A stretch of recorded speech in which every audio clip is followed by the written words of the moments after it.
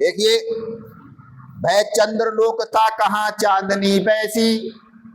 ये ऐसा चंद्रलोक अर्थात चंद्रमा भी अपनी पूरी ताकत से, पूरी शिद्दत के साथ प्रभु श्री राम की सेवा में लगे हुए थे।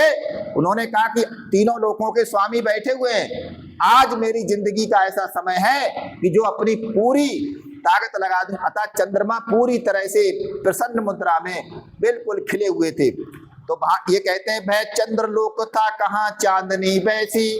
ऐसी चांदनी कभी जीवन में नहीं खिल सकती। प्रभु बोले गिरा गंभीर नीर निध जैसी। अब यहाँ पर क्या, प्रभु ने एक करुणा भरी दृष्टि से बोले।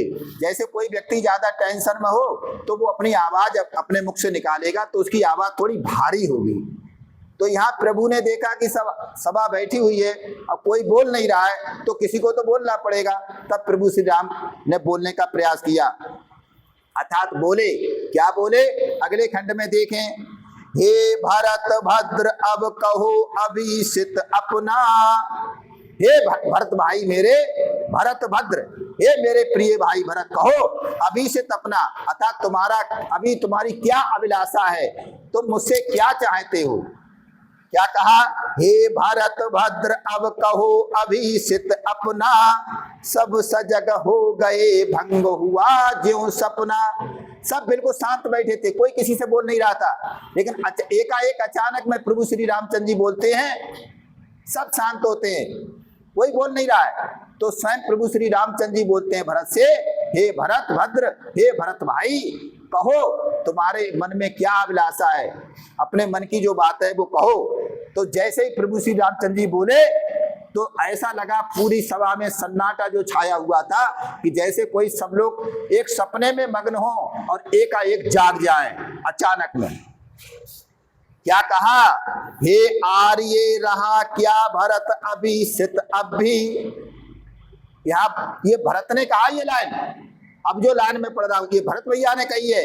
हे आर्य, आर्य मानी कहते हैं श्रेष्ठ, आर्य मानी श्रेष्ठ। या भरत भैया रामचंद्र जी से कह रहे हैं हे आर्य, अर्थात हे श्रेष्ठ। हे आर्य रहा क्या भरत अभिषित अब भी। कहते हैं भरत भैया, हे श्रेष्ठ बड़े भाई रामचंद्र जी, मेरे अंदर अब क्या अभिलाषा होगी, अर्थात अब मैं क्या चाहूंगा।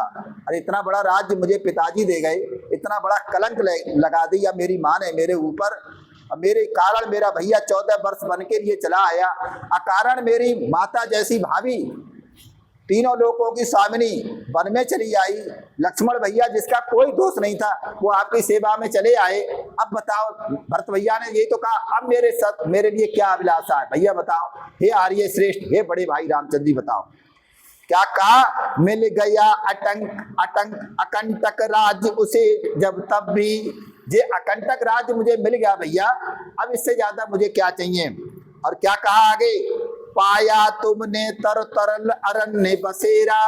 मेरे कारण तुम जंगल में इस वृक्ष के नीचे एक राजसी भोग छोड़ करके कंदमूल फल खाते हुए इस वृक्ष के नीचे जीवन यापन करने चले आए। अब बताओ भैया इससे ज्यादा क्या होगा। भरत रो रो करके प्रभु श्री राम से कहते हैं मैं क्या करूं, अपनी पूरी व्यथा बताते हैं। कहते हैं पाया तुमने तर तरल अरण्य बसेरा, रह गया अभिषित शेष तदपि क्या मेरा।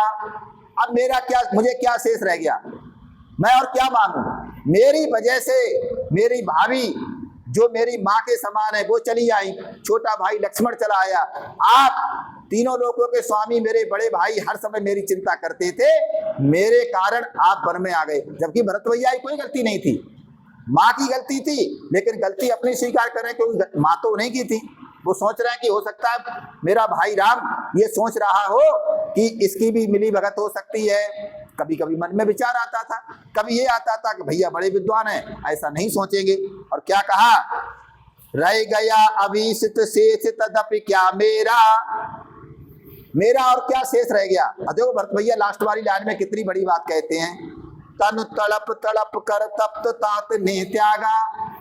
पिता ने अपने प्राण तड़प तड़प करके अपने प्राण त्याग दिए, किनके कारण, मेरे कारण।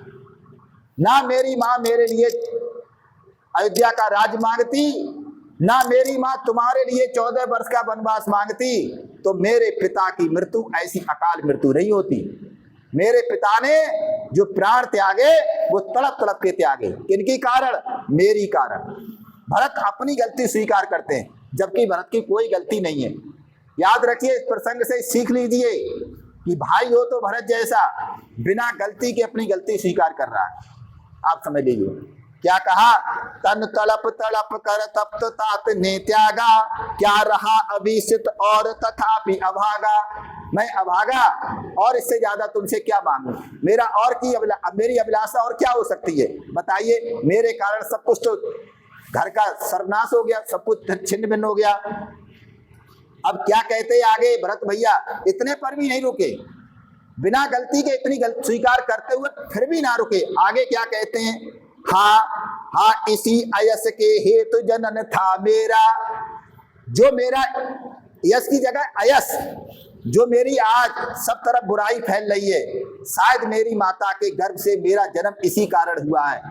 ये मेरी गलती है, मैंने माता केकई के गर्भ से जन्म लिया है, इसीलिए मुझे ये भुगतना पड़ रहा है। क्या कहते हैं, इसी अयस है के हेतु जनन था मेरा, निज जननी ही के हाथ हनन था मेरा।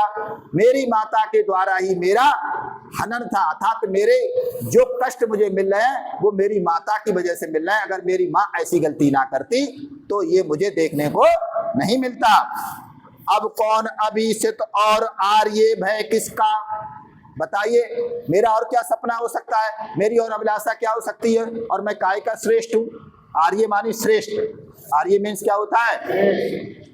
अब कौन अभिषित और आर्य भय किसका, संसार नष्ट है भ्रष्ट हुआ घर जिसका। जिसका घर भ्रष्ट हो जाए, अर्थात जिसका घर सब छिन्न